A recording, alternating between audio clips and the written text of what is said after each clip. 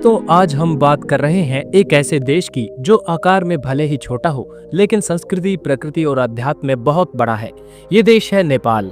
नेपाल भारत और चीन के बीच बसा एक लैंडलॉक देश है।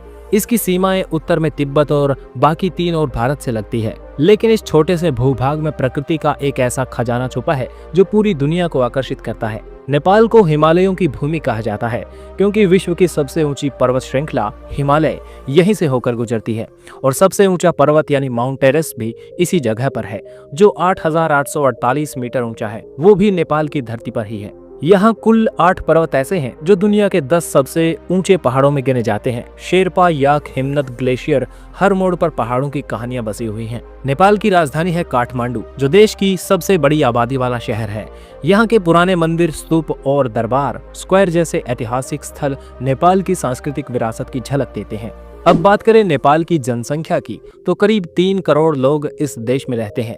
यहाँ की मुख्य भाषा नेपाली है, लेकिन हिंदी, मैथिली, भोजपुरी, थारू और अंग्रेजी भी यहाँ के लोग काफी जानते हैं। धर्म की बात करें तो नेपाल कभी दुनिया का एकमात्र हिंदू राष्ट्र हुआ करता था। आज भी यहाँ करीब 80% लोग हिंदू धर्म में आस्था रखते हैं। वैसे तो भारत में भी 80% से ज्यादा लोग हिंदू धर्म में विश्वास रखते हैं, लेकिन नेपाल एक सेल्फ डिक्लेयर्ड हिंदू कंट्री है। इसके अलावा बौद्ध, इस्लाम और ईसाई धर्म के अनुयायी भी बड़ी संख्या में हैं। बौद्ध धर्म के लिए तो नेपाल और भी खास है क्योंकि यहीं पर लुम्बिनी नाम की जगह में गौतम बुद्ध का जन्म हुआ था। लुम्बिनी आज भी एक अंतर्राष्ट्रीय बौद्ध तीर्थ स्थल है जहां दुनिया भर के लोग शांति की तलाश में आते हैं। नेपाल की अर्थव्यवस्था मुख्य रूप से कृषि, टूरिज्म और रेमिनेंट्स पर निर्भर है। यहाँ के बहुत से लोग बाहर देशों में काम करते हैं। भारत, खाड़ी देश, मलेशिया और कोरिया जैसे देशों में जो पैसा वे घर भेजते हैं वो नेपाल की अर्थव्यवस्था की रीढ़ है। टूरिज्म भी यहाँ पर बहुत बड़ा सेक्टर है। ट्रैकिंग, क्लाइंबिंग, स्पिरिचुअल टूरिज्म और एडवेंचर एक्टिविटीज की वजह से हर साल लाखों विदेशी पर्यटक नेपाल आते हैं। पोखरा, काठमांडू, लुम्बिनी, चितवन,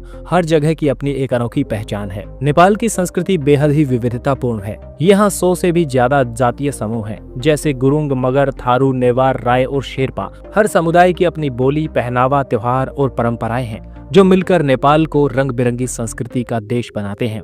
अब बात करते हैं प्रशासनिक ढांचे की। नेपाल एक संघीय लोकतांत्रिक गणराज्य है। 2015 में यहाँ नया संविधान लागू हुआ और देश को 7 प्रदेशों में बांटा गया। नेपाल का राष्ट्रीय ध्वज दुनिया का एकमात्र त्रिकोणीय झंडा है जो इसकी अनोखी पहचान को दर्शाता है। अब थोड़ी बात करें नेपाल और भारत के रिश्तों की। नेपाल और भारत के बीच सदियों पुराना सांस्कृतिक और धार्मिक संबंध है। सीमा यहाँ पर खुली हुई है। बिना वीजा के लोग एक दूसरे के देशों में आ जा सकते हैं। भारत की तरह नेपाल में भी राम, शिव, दुर्गा और कृष्ण की पूजा होती है। यहाँ जनकपुर में माता सीता का जन्म स्थान भी माना जाता है। लेकिन हाँ, कभी कभी राजनीति में तनाव भी आ जाता है, जैसे सीमाओं को लेकर या चीन के साथ संबंधों को लेकर। फिर भी लोगों के स्तर पर प्यार और भाईचारा बना रहता है। अब अगर आप नेपाल घूमने का सोच रहे हैं तो ये जान लीजिए, यहाँ आने के लिए आपको भारतीय पासपोर्ट की जरूरत नहीं पड़ती। बस एक वैध आईडी कार्ड लेकर आप बस या ट्रेन या फ्लाइट से नेपाल पहुंच सकते हैं। आप काठमांडू के मंदिर देख सकते हैं, पोखरा की झीलों में नाव चला सकते हैं, लुम्बिनी की शांति महसूस कर सकते हैं या फिर चितवन के जंगलों में राइनो देख सकते हैं। नेपाल एक ऐसी जगह है जहां प्रकृति बोलती है, जहां संस्कृति सांस लेती है और जहां आत्मा को सुकून मिलता है। तो अगली बार छुट्टी का मन बने, भीड़ भाड़ से दूर जाना चाहें तो नेपाल जरूर आइए। यहाँ पहाड़ों के बीच आप खुद से मुलाकात करेंगे।